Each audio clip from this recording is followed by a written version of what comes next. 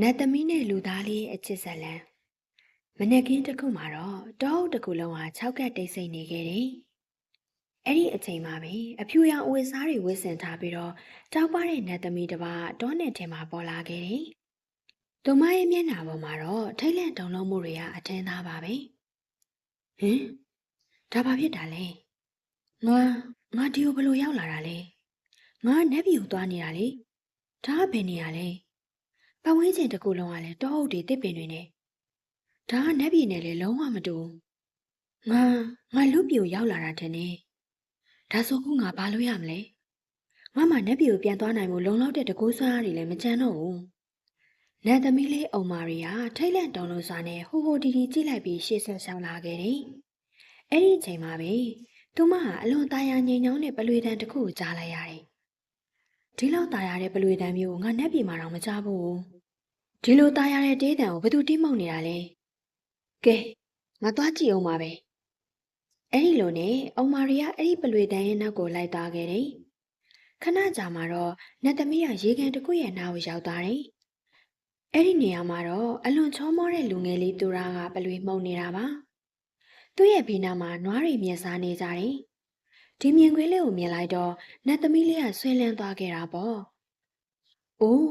ตายရလိုက်တဲ့ပလွေတန်းလေးပဲပြီးတော့ဒီလူသားလေးကလည်းချောလိုက်တာဒါဟာတခုခုလှည့်စားထားတာများလားငါကြားဖို့တာတော့လူပြေရလူသားတွေကအင်မတန်လှည့်ပြားတတ်ကြတယ်တဲ့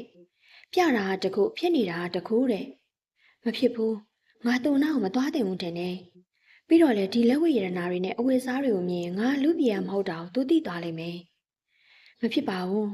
ငါဒီကနေသွားမှဖြစ်မယ်အဲ့ဒီလိုနဲ့အုံမာရီကလှည့်ထွက်သွားခဲ့ပြီးတော့တောနဲ့တဲကိုဝင်သွားခဲ့တယ်သူမကနိုင်ပေါင်းများစွာလမ်းမပြီးလျှောက်သွားခဲ့ပေမဲ့လမ်းရှာမတွေ့ခဲ့ပါဘူးငါဘာလုပ်ရမလဲငါဘာမှစဉ်းစားလို့လည်းမရတော့လမ်းမနေတာလေနိုင်အတော်ကြာနေပြီငါဘယ်နေအောင်ရောက်နေတယ်ဆိုတာလည်းမသိဘူးဘယ်ကိုသွားရမလဲဆိုတာလည်းမသိဘူးအခုဆိုရင်ညတော့မှောင်တော့မယ်ဒီတစ်ပင်အောင်မှပဲထိုင်နေတာပိုကောင်းပါတယ်လေမနေ့လေးမှပဲလမ်းတစ်ခုခုရှာမယ်အဲ့ဒါမှငါရဲ့နတ်ပြည်ကိုပြန်သွားနိုင်မှာအောင်မာရီယာတစ်ပင်တစ်ပင်အောင်မှထိုင်လိုက်ပါတယ်ခဏကြာမှာတော့ဘေးနားအချံဘုတ်ထဲမှာလှုပ်ရှားတံတွေကြားလိုက်ရတယ်။ဒါအောင်မြင်တော့အုံမာရီလည်းထိတ်လန့်ပြီးထားရလိုက်တာပေါ့။ချောင်းမောင်းနောက်မှာဘာရှိနေတာလဲ။ဘယ်သူကအဲ့ဒီချံဘုတ်တွေကိုလှုပ်နေတာလဲ။အဲ့ဒီအချိန်မှာပဲချောင်းမောင်းနောက်ကနေကြောက်စရာကောင်းတဲ့ဝင်းပလီတစ်ကောင်ထွက်လာတယ်။ဝင်းပလီကိုမြင်လိုက်တာနဲ့အုံမာရီကကြောက်လုံးလို့အသားတွေပါတစ်ဆက်ဆက်တုံရင်လာခဲ့တယ်။ဟင်ဒါဝင်းပလီပဲ။ तू ကကြိုက်တက်ပြစ်တတ်တယ်လို့ငါကြားဘူးတယ်။သူငါ့စီကိုလာနေတာပဲငါဒီကနေပြေးမှဖြစ်မယ်အုံမာရီယာအသက်လုပြီးရွာဘက်ကိုပြေးသွားခဲ့တယ်ဝင်ပလွေကလည်းသူမရဲ့နောက်ကနေထက်ချက်မကွာပြေးလိုက်လာတာပေါ့ပြေးရင်လွှားရင်းနဲ့ပဲနတ်သမီးလေးကတဲအိမ်လေးတစ်လုံးရှိကိုရောက်သွားပြီးတော့တကားကိုအတင်းထိုးလိုက်ပါတော့တယ်ဒီအိမ်ထဲမှာတော့လူသားတယောက်ယောက်တော့နေမှာပဲသူကငါ့ကိုနတ်သမီးပုံစံနဲ့မြင်သွားရင်ဘယ်လိုလုပ်မလဲငါ့ရဲ့ပုံစံကိုပြောင်းလိုက်မှာပဲနတ်သမီးလေးအုံမာရီယာတာမန်အမျိုးသမီးတို့အသွင်ကိုချက်ချင်းပြောင်းလိုက်ပါတယ်။အဲ့ဒီအချိန်မှာပဲတကားပွင့်လာပြီးတူရအပြင်ကိုထွက်လာခဲ့တယ်။ဟင်ဒါရေကန်နားမှာငါမြင်ခဲ့တဲ့ပလွေမှုန့်နေတဲ့လူငယ်ပဲ။မဖြစ်ဘူးငါသွေးစီကိုပဲပြန်ရောက်လာတာလား။ဟာလှလိုက်တဲ့မိန်းကလေးပဲ။ तू ကတာမန်မိန်းကလေးနဲ့မတူဘူး။ဒီလောက်လှတဲ့မိန်းကလေးမျိုးငါတက်တက်မှတခါမှမမြင်ဘူး။ကဲပါကျမကိုကူညီပါဦး။နေပါဦးဘာဖြစ်လို့လဲဘာကိစ္စလဲဘာဖြစ်လာတာလဲကျမနောက်မှာဝင်ပလွေးတကောင်ပါလာလို့ပါသူကျမကိုရမ်းပြုတ်ကျင်နေတယ်ဖျားသခင်ကိုထောက်ထားပြီးတော့ကျမကိုအိမ်ထဲမှာခဏနေခွင့်ပြုပါနော်အဲ့ဒီအချိန်မှာပဲတဲတဲကနေတူရရဲ့အမေကလည်းအပြင်ကိုထွက်လာခဲ့ပါတယ်ဟဲ့သမီးဘာဖြစ်တာလဲဘာလို့ဒီလောက်တောင်တုံးလုံးနေရတာလဲဝင်ပလွေးတကောင်ကသမီးနောက်ကိုလိုက်လာနေလို့ပါအေးပါကောင်းပါပြီမကြောက်နဲ့တော့နော်သမီးအိမ်ထဲဝင်လာခဲ့ပါငါအဲ့ဒီကောင်ခုပဲပညာပေးလိုက်မယ်အထက်ဝင်နေလိုက်နော်တူရာကလက်ထဲမှာဒုတ်တချောင်းနဲ့အပြင်ကိုထွက်သွားပြီးတော့ဝင်းပလွေရှိတဲ့ဘက်ကိုရှောက်သွားလိုက်ပါတယ်တူရာရဲ့လက်ထက်ကဒုတ်ကိုမြင်တာနဲ့ဝင်းပလွေကကြောက်လန့်ပြီးတော့တောနယ်ထဲကိုပြန်ပြေးသွားတော့တာပေါ့လာအောင်လေအားနွဲတဲ့မိန်းကလေးကိုတော့လာနှောက်ရှက်နေငါရှိကိုသာရောက်လာလို့တော့မင်းရဲ့ခြေထောက်တွေကိုရိုက်ချိုးပစ်လိုက်မှာဟာထွက်ပြေးသွားပြီတဲဘောကြောင်တဲ့ကောင်ပဲဝင်းပလွေပြန်မလာတော့တာတေးကြမှာပဲတူရာကအိမ်ထဲကိုပြန်ဝင်လာခဲ့လိုက်တယ် ခြေစမ်းမအောင်သားရဲ့သူဘာမှတော့မပြောနိုင်တော့ဘူးအဲဘာဖြစ်လို့လဲမင်းဘာလို့ဒီလောက်တောင်စိုးရင်ကြောက်လန့်နေရတာလဲငါကနတ်ပြည်ကနတ်သမီးတစ်ပါးပါလို့သူတို့ကိုဘယ်လိုပြောပြရမလဲတကယ်လို့အမှန်တိုင်းပြောပြလိုက်ရင်ရောဒီလူတွေငါ့ကိုရမ်းပြုတ်မလားမသိဘူးမကြောက်ပါနဲ့သမီးရဲ့ဒီအိမ်မှာတခြားသူမရှိပါဘူးအမေတို့သားမင်းနှစ်ယောက်တည်းနေတာပါသမီးကဘယ်ရလဲသမီးရဲ့မိဘတွေရောဘယ်သူတွေလဲဒီတော့နဲ့ကြီးရဲ့မှာညာကြီးမင်းဘာလုပ်နေတာလဲဟုတ်တယ်မကြောက်ပါနဲ့ငါတို့မင်းကိုဘာမှရမ်းမပြုတ်ပါဘူးကျမနာမည်အုံမာရီပါအဲ့ဒါတက်ပို့ပြီးကျမဘာမှမမှတ်မိတော့ပါဘူးကျမရင်ဗမာလဲဆိုတာလည်းမသိဘူးကျမရေကန်နားမှာဒဏ်ရာတွေနဲ့လဲနေတာပါခေါင်းကိုတစ်ခုခုနဲ့ရိုက်မိပြီးတော့ကျမရဲ့မှတ်ဉာဏ်တွေပျောက်ဆုံးသွားပြီထင်ပါတယ်ဒါကတော့အင်မတန်စိတ်မကောင်းစရာပဲဒါသူ့ရဲ့မှတ်ဉာဏ်တွေပြန်မရမချင်းဘဲကိုသွားမှာလဲသူ့ကိုငါတို့အိမ်မှာပဲနေခွင့်ပေးလိုက်ရအောင်လေဟုတ်တယ်မေအမေပြောတာမှန်ပါတယ်ဒီလိုအခြေအနေမျိုးမှာမိန်းကလေးတယောက်ကိုတယောက်တည်းထားဖို့မသင့်တော့ဘူးကျမအရင်ပင်ပန်းနေပြီအိတ်ချင်ပါပြီအေးဟုတ်တာပေါ့သမီးလားငါအခန်းထဲကိုလိုက်ခဲ့အဲ့ဒီမှာပဲအိတ်လိုက်ပေါ့သူရရဲ့အမေကအုံမာရီကိုသူမရဲ့အခန်းထဲကိုခေါ်သွားပါတယ်။အိုးဒီလောက်လှတဲ့အလှပမျိုးငါတခါမှမမြင်ဘူး။ဖေ။ငါမှဘာတွေဖြစ်နေတာပါလဲ။ငါဘာလို့သူ့အလှပေါ်မှာဒီလောက်တောင်ဆွဲလန်းနေရတာလဲ။မဖြစ်ဘူး။ငါကိုထိမ့်မှဖြစ်မယ်။ तू ကခိုလုံမို့လာတာလေ။ငါသူ့ကိုမနှောက်ယှက်တင်ပါဘူး။သူရလည်းသူ့ရဲ့အခန်းထဲကိုပြန်ဝင်သွားပြီးတော့တဖြည်းဖြည်းနဲ့အိမ်လေးဟာတိတ်ဆိတ်သွားခဲ့တယ်။အဲ့ဒီညမှာပဲတောနဲ့တဲကတဲရင်တလုံးထဲမှာတော့ဆုံးမတယောက်ကအောက်လန်းပညာရက်တွေကိုကျင့်ကြံနေခဲ့တယ်။သူ့ရဲ့ဘေးပတ်လည်မှာတော့အယိုးစုတွေနဲ့ဥကောင်းခွန်တွေပြန်ကျန်နေတယ်။ရှေ့မှာတော့မိဘုံကြီးတစ်ပုံကတောက်လောင်နေပါတဲ့။အဲ့ဒီအချိန်မှာပဲဆုံးမကမျက်လုံးဖွင့်လိုက်ပြီးတော့တဟားဟားနဲ့အော်ရတော့တယ်။ငါရဲ့ကျင့်စဉ်တွေအောင်မြင်တော့မယ်ဆိုတာငါသိလိုက်ပြီ။ငါဒီအချိန်ကိုနှစ်ပေါင်းများစွာစောင့်နေခဲ့တာ။နတ်ပြည်ကအစွမ်းတစ်ခုခုလူပြည်ကိုဆင်းလာမယ့်အချိန်ကိုပေါ့။ဒါမှအဲ့ဒီအစွမ်းကိုရစ်ပူစော်ပြီးတော့ငါအားလုံးတဲ့အစွမ်းတက်လာမှာဒီနေ့ပဲငါသိလိုက်ရပြီနတ်ပြည်ကနတ်သမီးတစ်ပါးလူပြည်ကိုဆင်းလာပြီဆိုတာလေအခုတော့ငါဆန္ဒတွေပြည့်တော့မယ်ခုတော့သူ့ကိုငါလက်ထက်ကနေဘယ်သူမှမကယ်နိုင်တော့ဘူးအဲ့ဒီအချိန်မှာပဲဝင်းပလူရဂူရှိကိုလာရက်လိုက်တယ်သူ့ရဲ့မျက်လုံးထဲမှာလည်းမျက်ရည်တွေကျနေတယ်ကောင်းပြီငါမင်းကိုမတတ်ပါဘူးဒါပေမဲ့အုံမာရီရဲ့သတင်းကိုရှာပေးခဲ့တာငါတို့အလုပ်တစ်ခုလုပ်ပေးလိုက်တာပဲဒါကြောင့်ဒီနေ့တော့မင်းအသက်ကိုငါချမ်းသာပေးလိုက်မယ်။ဒါပေမဲ့နောက်တစ်ခါအလုံးမဖြစ်ပဲပြန်လာခဲ့ရင်တော့ငါမင်းရဲ့ခေါင်းကိုဖြတ်ပြီးဒီမီးပုံတွေကိုပြစ်ထည့်ပစ်လိုက်မယ်။ဆုံးမကြီးရဲ့စကားကြောင့်ဝင်းပလွေလဲကြောက်လန့်ပြီးတောနဲ့တဲကိုထွက်ပြေးသွားတယ်။ဆုံးမကြီးကနောက်တစ်ချိန်ထပ်ပြီးတော့တဟားဟားနဲ့ရေမောလိုက်ပြန်ပါတယ်။ဒီလိုနဲ့2ရက်3ရက်လောက်ကြာသွားခဲ့တယ်။သူကအုံမာရီကိုတေချာဂရုစိုက်ပေးခဲ့တယ်။ဒီနေ့မှာတော့သူကအပြင်သွားဖို့ပြင်ဆင်နေတော့မှာပဲ။ရှင်ဒီလောက်မနဲ့စော်ကြီးဘယ်ကိုသွားမလို့လဲကျွန်တော်ကဘလွေတွေလုပ်ပြီးရောင်းတဲ့အလုပ်ကိုလုပ်တာပါပြီးတော့တတိယနွားတွေကိုလည်းကြောင်းပေးရတယ်အဲ့ဒါကြောင့်အလုပ်သွားမလို့ပါညနေမှပြန်ရောက်မှာမင်းထမင်းစားထားပြီးအိမ်မှာပဲအနားယူလိုက်အောင်နော်ငါမင်းရဲ့မိသားစုတွေကိုလည်းစုံစမ်းပေးပါဦးမယ်ဟုတ်ပြီလားကောင်းပါပြီကျေးဇူးအများကြီးတင်ပါတယ်ရှင်ကကျမဘယ်ရလာမှန်းမသိပဲနေတော့ကျမကိုအများကြီးကူညီပေးတယ်နော်အော်ဒါကသိတာမသိတာနဲ့မဆိုင်ပါဘူးလူသားဆန်မှုကအရေးကြီးဆုံးပဲမဟုတ်လားအုံမာရီမင်းဒီလိုကြောက်လန့်နေတာကိုမြင်ရတဲ့ငါတို့တောင်စိတ်မကောင်းဖြစ်နေမင်းရဲ့မိသားစုဝင်တွေဆိုရင်ဘလောက်တောင်ခံစားနေရမလဲစဉ်းစားကြည့်ပါဦးသူတို့ဘလောက်စိတ်ပူနေမလဲဆိုတာငါစဉ်းစားလို့တောင်မရအောင်ဒါကြောင့်စိတ်မပူနဲ့နော်ငါဘလို့နီးနေမဆိုမင်းကိုမင်းရဲ့အိမ်ကိုပြန်ပို့ပေးမှာပါဟုတ်ပြီလားကဲအနားယူငါသွားမယ်နော်ညနေမှပြန်လာခဲ့မယ်အုံမာရီကိုအားပေးစကားတွေပြောပြီးတော့သူကသူ့ရဲ့အလက်ကိုထွက်သားခဲ့တယ်ငါအမေကပြောဘူးတယ်လူသားတွေကအရင်ဆိုးတယ်တဲ့ဒါပေမဲ့ तू ကတော့ငါ့ကိုကူညီဖို့အသင့်ဖြစ်နေတာပဲလူတိုင်းကနတ်ပြည်နတ်သားနတ်သမီးတွေပြောတယ်လို့လည်းမဆိုးပါဘူးအဲ့ဒီအချိန်မှာပဲသူရရဲ့အမေကရောက်လာတယ်သမီးဘာလုပ်နေတာလဲအိမ်ထဲဝင်ခဲ့လေဒါအခွင့်ကောင်းမယ်ငါတော့နဲ့တဲကိုသွားပြီးတော့နတ်ပြည်ပြန်မဲ့လမ်းကိုရှာမဖြစ်မယ်ဆရာတယောက်ကတော့ငါ့ကိုကူညီနိုင်ကောင်းပါရဲ့သမီးဘာဖြစ်လို့လဲဘာတွေတွေးနေတာလဲအမေကျမမိဘတွေရဲ့သတင်းကိုသွားရှာခြင်းလို့ပါလမ်းတစ်ခုခုဓမ္မမဟုတ်တစ်ခုခုကိုမြင်လိုက်ရင်ကျမမှတ်ဉာဏ်တွေပြန်ရလာမလားလို့ပါဒါမှပဲကျမမိသားစုစီကိုပြန်နိုင်မှာပါဒါပေမဲ့သမီးရဲ့မှတ်ဉာဏ်ကမရှိသေးဘူးလေဒီလိုအခြေအနေနဲ့အပြင်သွားတာမကောင်းပါဘူးရပါတယ်အမေရဲ့ခဏနေပြန်လာခဲ့ပါမယ်ဂရုပေးပါတယ်အေးပါ ဒါပေမဲ့ခယူးဆိုင်သွားနော်။အုံမာရီကအိမ်ကနေထွက်လာခဲ့ပြီးတော့ထူထပ်တဲ့တောအုပ်ကြီးစီကိုဦးတည်သွားခဲ့တယ်။တောထဲမှာလမ်းလျှောက်နေနေဂါရမန်နန်ရွတ်ဖက်တန်တွေကိုကြားလိုက်ရတယ်။ဒီတောထဲမှာဂါရမန်နန်တွေနဲ့ကြင့်ကြံနေတဲ့ရသေးကြီးတစ်ပါးရှိပုံရတယ်။ငါသူ့စီကိုသွားတင်တယ်။သူဆိုရင်တော့ငါ့ကိုလမ်းမှန်ကိုပြောပြနိုင်လိမ့်မယ်တင်တယ်။ရသေးကြီးကတော့သူ့ရဲ့တရားအားထုတ်မှုတွေမှာနင်မျောနေခဲ့တယ်။အရှင်ရသေးကြီ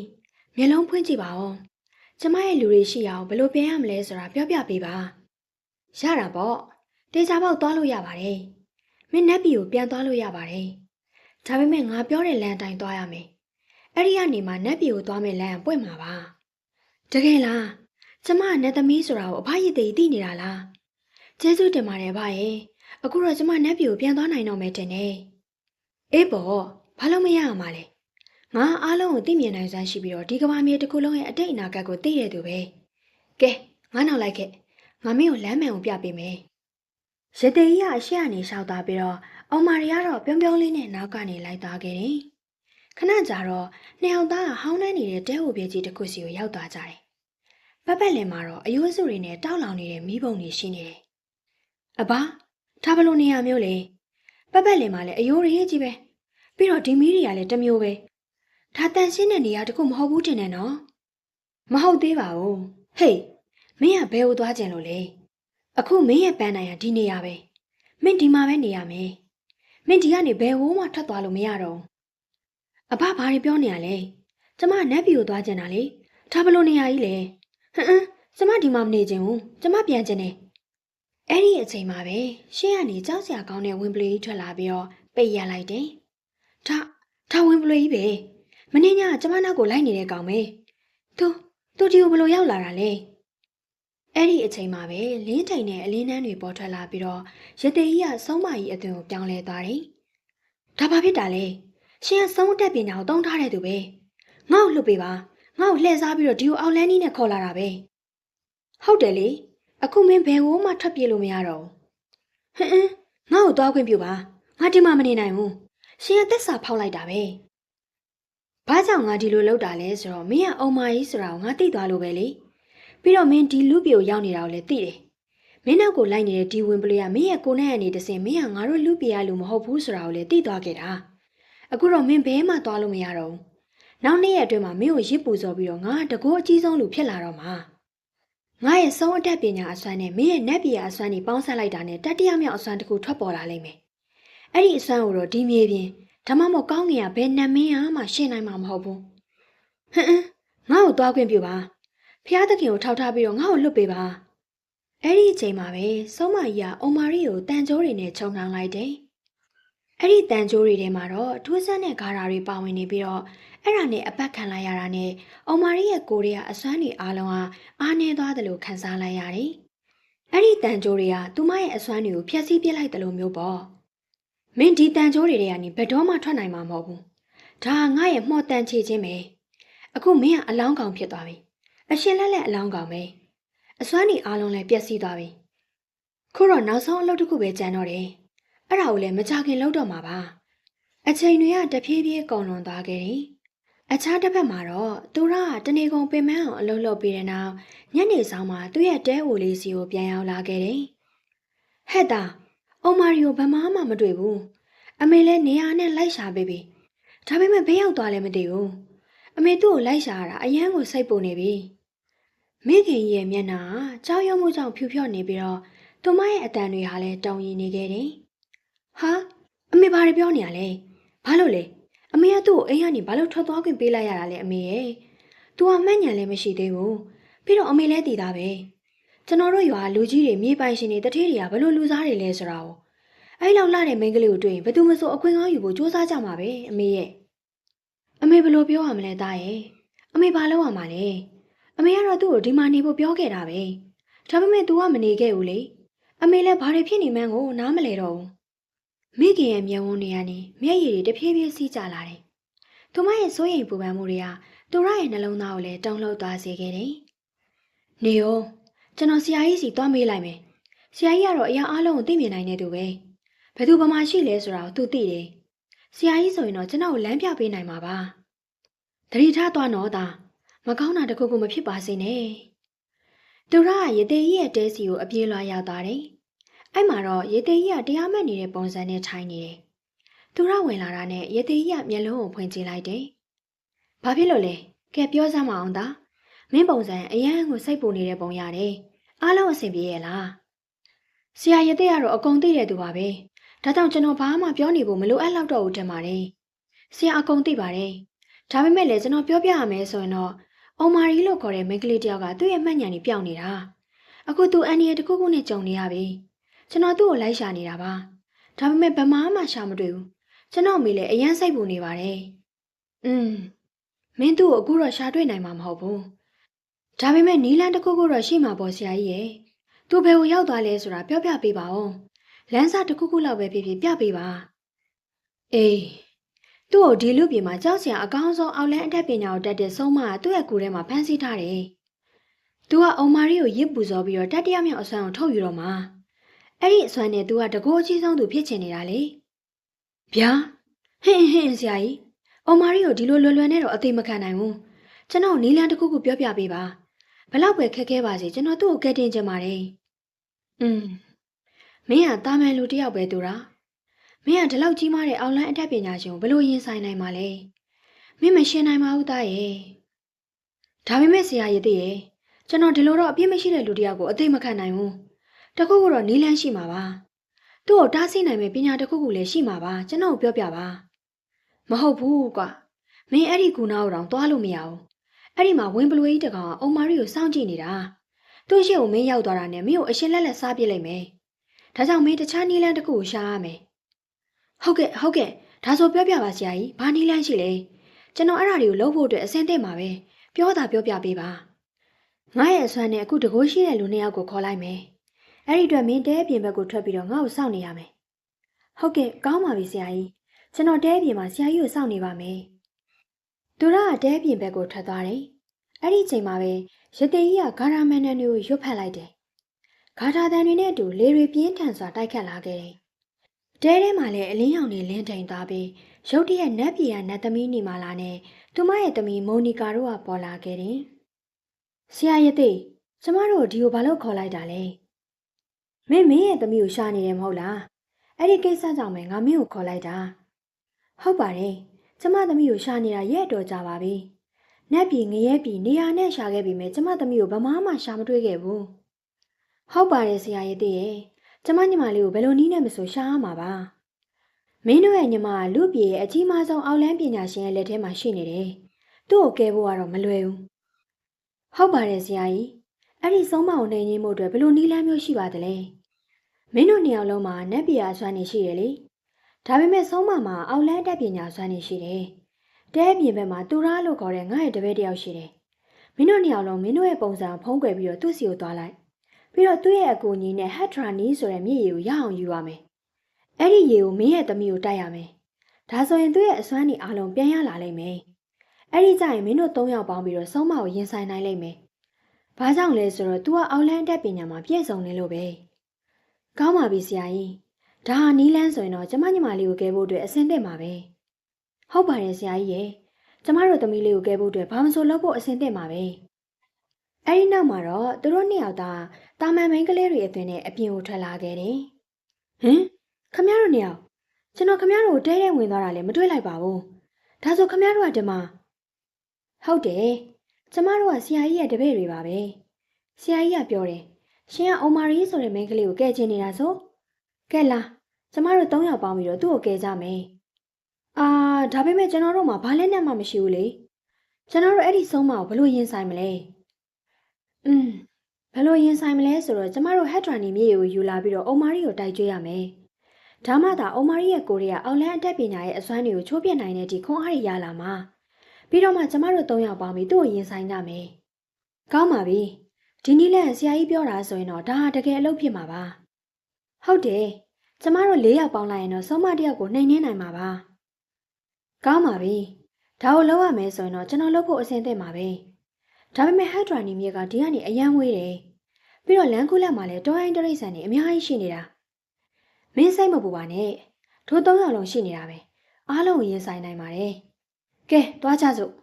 ။ ဒီလိုနဲ့၃ယောက်သားထွက်ခွာလာခဲ့ပြီးတော့ထူထပ်တဲ့တောအုပ်ကြီးတွေကိုဖျက်တမ်းရင်းနဲ့ရှေ့ဆက်ခဲ့ကြတယ်။ဒါနဲ့မင်းကအုံမာရီနဲ့ဘာတော်တာလဲ။မင်းကဘာလို့သူ့အတွက်နဲ့မင်းရဲ့အသက်ကိုအန်ဒီရဲကိုပြစ်ထည့်ခြင်းရတာလဲ။လူသားချင်းစာနာတဲ့စိတ်တစ်ခုပါပဲ။သူကျွန်တော်စီမှာအကူအညီလာတောင်းခဲ့တယ်။ပြီးတော့သူ့မှာမှတ်ဉာဏ်တွေလည်းမရှိတော့ဘူးလေ။သူအန်ဒီရဲနဲ့ကြုံနေရတာကိုဒီတိုင်းကြည့်နေရင်ဘယ်ကောင်းမလဲ။လူသားတစ်ယောက်ရဲ့ပထမဆုံးတာဝန်ကတော့ဒုက္ခရောက်နေတဲ့သူကိုကူညီပေးဖို့ပဲမဟုတ်ဘူးလား။တကယ်ပါပဲ။မင်းရဲ့စိတ်နှလုံးကတော့အယံကိုကောင်းတာပဲ။ကဲသွားကြစို့။၃ယောက်သားမနာတမ်းရှောက်လန်းခဲ့ကြတယ်။နိုင်ပေါင်းများစွာခီးနေခဲ့ကြပြီးတဲ့နောက်မှာတော့ရုတ်တရက်လမ်းကူးလက်မှာချင်းသေးဟိန်းနိုင်ကြီးကိုကြားလိုက်ရတယ်။ဟောဒါပါလေ။ဒီမှာချင်းသေးဟိန်းနိုင်ကြားနေရတယ်။ကျွန်တော်တို့တိတ်နေပြီးတနေရာမှာပုံနေမှာဖြစ်မယ်။မဟုတ်ရင်ဒီတောရိုင်းတရိတ်ဆန်တွေကကျွန်တော်တို့ရန်ပြုတ်လိုက်မယ်။လာဒီဘက်ကိုလာ။စိတ်မပူပါနဲ့သားသူရရဲ့။အန်တီကမိုးစိုးတယောက်ရဲ့သမီးပါ။ဒီတောရိုင်းချင်းသေးတွေကိုအန်တီကောင်းကောင်းရင်ဆိုင်နိုင်ပါတယ်။မင်းသာအန်တီနောက်ကနေလိုက်ခဲ့။ဟုတ်တယ်။တို့တွေသတိထားပြီးအတူတူရှိနေမှရှေ့ဆက်နိုင်မှာ။အဲ့လိုပြောပြီးတော့၃ယောက်သားဖြည်းဖြည်းချင်းရှေ့ဆက်ခဲ့ကြတယ်။ဒါပေမဲ့ချင်းသေးကြီးကရုတ်တရက်သူတို့ရှေ့မှာပိတ်ရက်လိုက်တယ်။သူ့ရဲ့ကျဲလောင်တဲ့ဟိန်းနံနဲ့ကြောက်စရာကောင်းတဲ့ပုံစံကြောင့်အားလုံးကလည်းနည်းနည်းတော့တုန်လှုပ်သွားတာပေါ့။အခုကျွန်တော်တို့ဘာလုပ်ကြမလဲ။ဒီကောင်ကဒါကျွန်တော်တို့ကိုစားပြစ်တော့မှာ။ကျွန်တော်တို့အရှင်လဲဝါးစားပြစ်တော့မှာ။မကြောက်ပါနဲ့သားရဲ့။နတ်သမီးနေမာလာသူမရဲ့လက်ကိုဖြည်းဖြည်းချင်းမြှောက်လိုက်ပြီးတော့မော့ခါတာကိုရွတ်ဖက်လိုက်တယ်။ဖြတ်ကနေအလင်းနှန်းတစ်ခုပွင့်ထွက်သွားပြီးချင်းသေးကြီးကကြောက်လန့်တစားနဲ့ခြုံပုတ်ထဲကိုထွက်ပြေးသွားတယ်။ဟောဒါဘလို့ဖြစ်တာလဲ။ तू ကကျွန်တော်တို့ဘာမှမလုပ်ဘဲနဲ့သူ့ဘာသာသူခြုံပုတ်ထဲကိုထွက်ပြေးသွားပါလား။ဒါဘလို့ဖြစ်နိုင်မှာလဲ။အော်သားရဲ့ငါတို့ကိုမြင်ပြီးတော့ကြောက်သွားတာဖြစ်မှာပေါ့။ကဲရှေ့ဆက်သွားကြစို့။၃ယောက်သားသူတို့ရဲ့ခရီးလမ်းကိုရှေ့ဆက်ခဲ့ကြတယ်။ခဏကြာတော့သူတို့ကဟက်ဒရန်နီမျက်နှာကိုရောက်သွားကြတယ်။အဲ့ဒီမြစ်ရည်ကပြလဲလဲအလင်းနှန်းတွေနဲ့တောက်ပနေတယ်။မြစ်ရည်ကဒီလောက်ကြီးလင်းနေတာကျွန်တော်တစ်သက်မှတစ်ခါမှမမြင်ဘူး။ခမရတို့ကဒီမြစ်ကိုမြင်ဘူးကြလား။ဒါကျွန်တော်တို့ရွာရဲ့အတန်ရှင်းဆုံးမြစ်ပဲလေ။ဒီမြစ်ရည်ကအရန်ကိုတကိုးကြည့်ပြီးတော့တန်ရှင်းတာ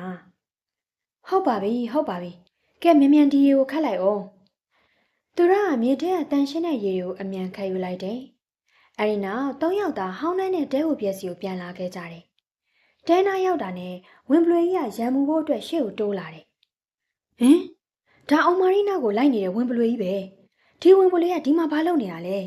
။ဒါကတာမန်ဝင်ပလွေမဟုတ်ဘူး။ तू ကဆုံးမရဲ့တပြေပဲ။ပြီးတော့ तू ကအောင်မာရီရဲ့အသက်ကိုယူချင်နေတာ။အိုးအဲ့ဒါကိုအန်တီတို့ကဘလို့သိတာလဲ။မကြခင်မင်းအမှန်တရားအလုံးကိုသိရတော့မှာပါ။မင်းအထဲကိုအရင်ဝင်လိုက်။နေမာလာကသူမရဲ့နတ်စားတွေကိုအသုံးပြုလိုက်တာနဲ့ဝင်ပလေကြီးကအဲ့ဒီနေရာမှာပဲလဲကျသွားတော့တယ်။ဟောဒါဟောပါလေ။ခမရတို့ကတာမန်လူတွေမဟုတ်တဲ့ပုံပဲ။ကျွန်တော်ဆိုလိုချင်တာကခမရတို့မှာဒီလိုထူးဆန်းတဲ့အစွမ်းတွေရှိနေတာလား။ဒါဘလို့ဖြစ်နိုင်တာလဲ။ဟုတ်တယ်။ဘာလို့လဲဆိုတော့တို့တွေကဒီလူပြေရလူတွေမဟုတ်ကြလို့ပဲ။ကဲအထဲကိုသာဝင်လိုက်ပါတော့။သူရတယောက်ကတော့အကြောင်းအန်းဖြစ်သွားခဲ့တယ်။သူတို့နှစ်ယောက်တဲကိုဝင်သွားကြပြီးတော့သူရလည်းအနောက်ကနေပြေးလိုက်သွားတယ်။အဲ့ဒီအချိန်မှာပဲစောမကြီးကမတ်တက်ရလိုက်တယ်။မင်းတို့အားလုံးဒီမှာဘာလာလောက်တာလဲ။ဒီကနေထွက်သွားကြစမ်း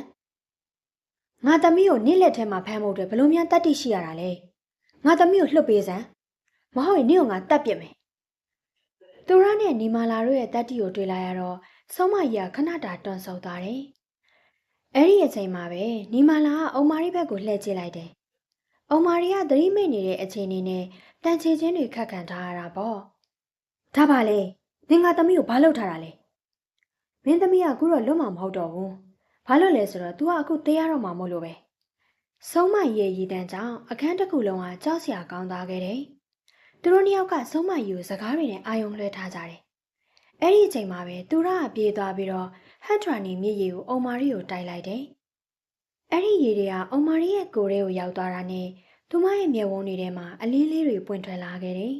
။အုံမာရီကထားရလိုက်ပြီးသူမရဲ့အစွမ်းတွေနဲ့တန်ချေချင်းတွေကိုရိုက်ချိုးဖျက်ဆီးပစ်လိုက်တယ်။ဟင်ဒါပါလေဒီရဲထဲမှာဘာတွေပါလို့မင်းစီမှာအစွမ်းတွေပြန်ရလာရတာလဲ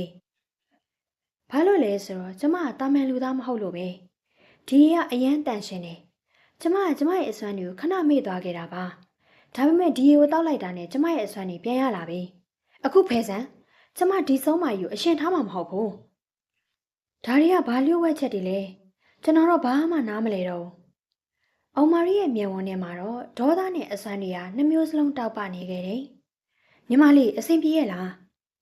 ဟုတ်ကဲ့အဆင်ပြေပါတယ်အခုအမေနဲ့မမနှစ်ယောက်စလုံးကိုတွေ့လိုက်ရတာသမီးအယမ်းဝမ်းသာတယ်အမေ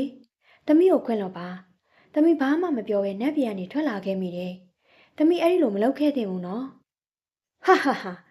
မင်းတို့ရဲ့အမေနဲ့သမီးတန်ရောစင်တွေကများလာ ਈ လားအခုမင်းတို့ကိုဘယ်သူမှကယ်နိုင်မှာမဟုတ်တော့ဘူးမင်းကငါ့ရဲ့ရစ်ကောင်ကိုသတိပြန်ရအောင်လုပ်လိုက်တာလားအေးအခုမင်းကငါအရင်တတ်မယ်စုံးမကြီးကသူ့ရဲ့အစွမ်းတွေကိုအသုံးချပြီးတော့အားလုံးကိုတိုက်ခိုက်တော့တယ်အဲ့ဒီအချိန်မှာပဲအုံမာရီနီမာလာနဲ့မိုနီကာတို့ကသူတို့ရဲ့အစွမ်းတွေကိုတပြိုင်တည်းပေါင်းစပ်လိုက်ကြပြီးတော့စုံးမကြီးကိုပြန်တိုက်လိုက်ကြတယ်မဟုတ်ပါဘူးမင်းတို့အားလုံးရဲ့အစွမ်းတွေကဘာလို့ဒီလောက်တောင်ပြင်းထန်ရတာလဲမင်းတို့အဲ့လိုမလုပ်နိုင်ပါဘူးအဲ့လိုပြောပြီးတော့စုံးမကြီးကထပ်ပြီးတော့တိုက်ခိုက်လိုက်တယ်အဲ့ဒီအချိန်မှာပဲသူမတို့၃ယောက်ရဲ့အစွမ်းတွေကအရန်ကိုပြင်းထန်လွန်တာကြောင့်စုံးမကြီးကမီးလောင်သွားပြီးတော့နေရာမှာပဲပြာအဖြစ်ကိုပြောင်းလဲသွားတော့တယ်ဟာသူသေးသွားပြီဒါပေမဲ့ကျွန်တော်နားမလဲတာခမရတို့ကနတ်ပြည်ကနတ်သမီးတွေဆိုတာပဲပြောချင်တာဒါဘလို့ဖြစ်တာလဲတားရဲ့အန်တီကအုံမာရီရဲ့အမေပါဒါကတော့အန်တီသမီးမိုနီကာဒါကတော့အုံမာရီပေါ့တို့တွေအားလုံးကနတ်ပြည်ကနတ်သမီးတွေပါအန်တီသမီးကအမှတ်မတင်မဲ့လူပြည်ကိုရောက်လာခဲ့တာဒါပေမဲ့မင်းကသူ့ကိုအများကြီးကူညီပေးခဲ့တယ်အခုတော့တို့တွေပြန်ကြရတော့မယ်ဟုတ်တယ်သူလားရှင့်ကိုအများကြီးကျေးဇူးတင်ပါတယ်အခုတော့ကျမရဲ့နတ်ပြည်ကိုပြန်သွားရတော့မယ်ကျမနတ်ပြည်ကိုအရင်လွှမ်းနေခဲ့တာကဲအမေသွားကြရအောင်သူရရဲ့ကျမတို့သွားမယ်နော်အဲ့ဒီအချိန်မှာပဲတောက်ပတဲ့အလင်းနှန်းတွေထွက်ပေါ်လာပါတယ်နတ်သမီး၃ယောက်ကသူတို့ရဲ့နတ်သမီးအသွင်ကိုပြန်ပြောင်းပြီးတော့အဲ့ဒီနေရာကနေပျောက်ကွယ်သွားခဲ့ကြတယ်သူရကတော့ဝမ်းနေပြီးကြံ့ရစ်ခဲ့ရတာပေါ့ငါဘာပြောရမလဲငါကတော့အုံမာရီကိုချစ်မိသွားခဲ့ပြီဒါပေမဲ့သူ့ကိုပြောတော့မပြောလိုက်ရအောင်မပြောလိုက်တာပဲကောင်းပါတယ်သူကနတ်သမီးတစ်ပါးလေငါကတော့နွားချောင်းစိတ်ချောင်းပလွေရောင်းနေတဲ့တာမန်လူသားတစ်ယောက်ပဲတို့တွေကြားမှာဘလို့မှမဖြစ်နိုင်ပါဘူးတို့ရဲ့အချစ်ကတော့ပန်းနိုင်မရှိပါဘူးကဲသွားစို့သူရရေသူရကဝမ်းနဲ့ပူဆွေးစာနဲ့သူ့ရဲ့အိမ်ကိုပြန်လာခဲ့ပါတယ်ဘာဖြစ်လာတာလဲသားမင်းပုံစံအရင်စိတ်ညစ်နေတဲ့ပုံပဲအုံမာရီကိုတွေ့ခဲ့ရလားသူမင်းနဲ့တူပါမလာဘူးလားဟုတ်တယ်မေအုံမာရီကသူ့ရဲ့မိဘတွေစီကိုပြန်သွားပါပြီအမေစိတ်မပူပါနဲ့တော့အခုအားလုံးအဆင်ပြေသွားပြီအားလုံးအဆင်ပြေသွားပါပြီဟဲ့လိုနဲ့ရဲနှဲငယ်ကုံလွန်သွားခဲ့တယ်သူကအချိန်တိုင်းအုံမာရီကိုပဲတန်းထနေခဲ့တယ်ထမင်းလည်းမစားအဲ့လိုလည်းမပြောဘဲနဲ့အချိန်တိုင်းသူမကိုပဲသတိရနေခဲ့တာပေါ့တာဘာဖြစ်နေတာလဲသူရရဲ့နှစ်ရက်ရှိပြီအမေမင်းကိုကြည့်နေတာမင်းထမင်းလည်းကောင်းကောင်းမစားဘူးရေလည်းမတောက်နဲ့မင်းဘာဖြစ်နေတာလဲဘာမှမဟုတ်ပါဘူးအမေရဲ့ဒီကိစ္စကိုဘယ်သူမှကျွန်တော်ကိုမကူညီနိုင်ပါဘူးဒါကကျွန်တော်ရဲ့ရင်ထဲကဝေဒနာပါသူကအိမ်ကနေထွက်လာခဲ့တယ်သူကမြေကမ်းတစ်ပြေးမှာသွားထိုင်နေခဲ့တယ်အခုငါဘာတွေဖြစ်နေတာလဲအုံမာရီကိုမေးပြဖို့စူးစမ်းပြီးမယ်ဘာလို့မေးလို့မရတာလဲနောက်ဆုံးတော့လေငါတို့အချစ်ကပန်းနိုင်မရှိပါဘူးလေအဲ့ဒီအချိန်မှာပဲသူကခြေချင်းတန်လေးတွေကိုကြားလိုက်ရတယ်ဟင်ဟောဒါခြေချင်းတန်လေးပါလားဒါဘာတူလဲသူကအနောက်ကိုလှည့်ကြည့်လိုက်တော့အုံမာရီယာတာမန်အဝတ်စားလေးတွေနဲ့ရက်နေတာကိုတွေ့လိုက်ရတယ်ဒါဘာလဲငါစိတ်ကူးရင်နေတာများလားဒါကအစ်စ်မှန်ဘလို့ဖြစ်နိုင်မှာလဲအုံမာရီမဟုတ်ပါဘူးရှင်စိတ်ကူးရင်နေတာမဟုတ်ပါဘူးသူကကျမရှင်းစီကိုပြန်လာခဲ့ပါပြီဘာဒါတကယ်ပဲလားဒါဆိုမင်းတကယ်ပဲငါရှိမှရှိနေတာလားအုံမာရီမင်းတကယ်ရှိနေတာလားဟုတ်ပါတယ်ရှင်ရဲ့စိတ်ထဲကစကလုံးတွေအားလုံးကိုကျမသိပါတယ်ရှင်ကျမကိုဘလောက်တောင်ချစ်တယ်ဆိုတာရှင်ရဲ့စိတ်ထဲကနေကျမအကုန်သိခဲ့ရပါတယ်နတ်ပြည်မှာကျမ2ရက်3ရက်လောက်နေခဲ့ပြီးတဲ့နောက်မှာရှင်ကိုတိတ်တရိယာလာမိတယ်ကျမလည်းရှင်ကိုချစ်မိသွားခဲ့ပြီဒါကအမှန်တရားပါဒါကိုနတ်ပြည်ရောက်ပြီးမှကျမသိလိုက်ရတာဒါကြောင့်ကျမရဲ့မိဘတွေကိုခွင့်တောင်းပြီးတော့အခုလူပြည်ကိုထာဝရဆင်းသက်လာခဲ့ပါပြီဘာလို့လဲဆိုတော့ကျမလည်းရှင်ကိုအယမ်းချစ်လို့ပါတကယ်ပဲလားကျွန်တော်အယမ်းပျော်တာပဲ